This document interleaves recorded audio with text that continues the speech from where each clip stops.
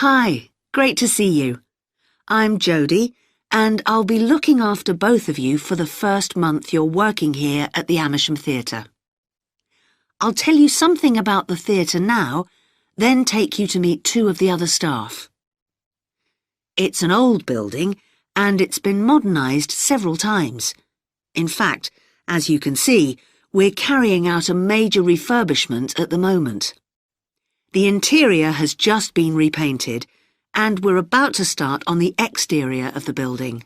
That'll be a big job.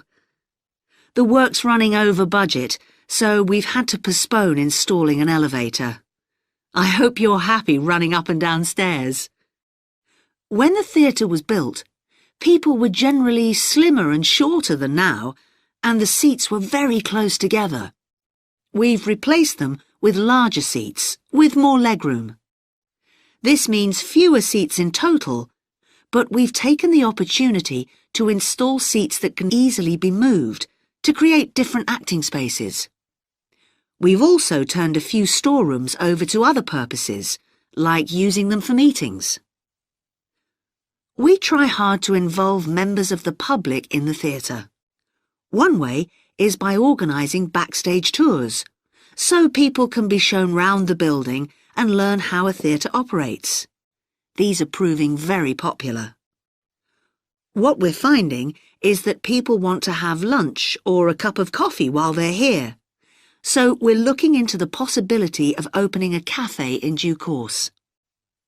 We have a bookshop which specialises in books about drama, and that attracts plenty of customers. Then there are two large rooms that will be decorated next month, and they'll be available for hire, for conferences and private functions, such as parties. We're also considering hiring out costumes to amateur drama clubs. Now I want to tell you about our workshops.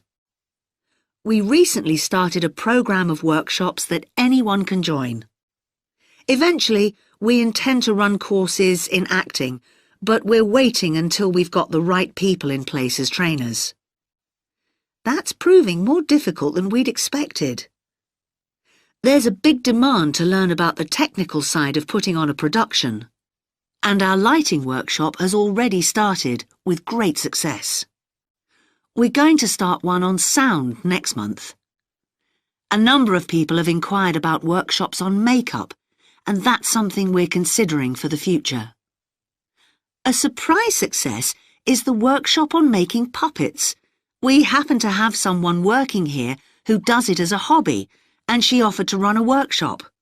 It was so popular, we're now running them every month.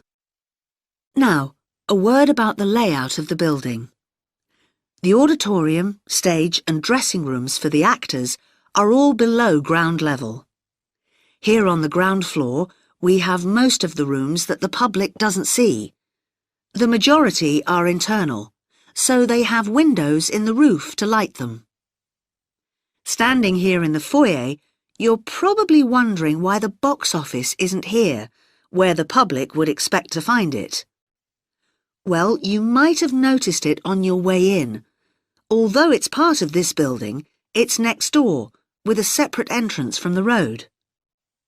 For the theatre manager's office, you go across the foyer and through the double doors. Turn right, and it's the room at the end of the corridor, with the door on the left. The lighting box is where the computerised stage lighting is operated, and it's at the back of the building.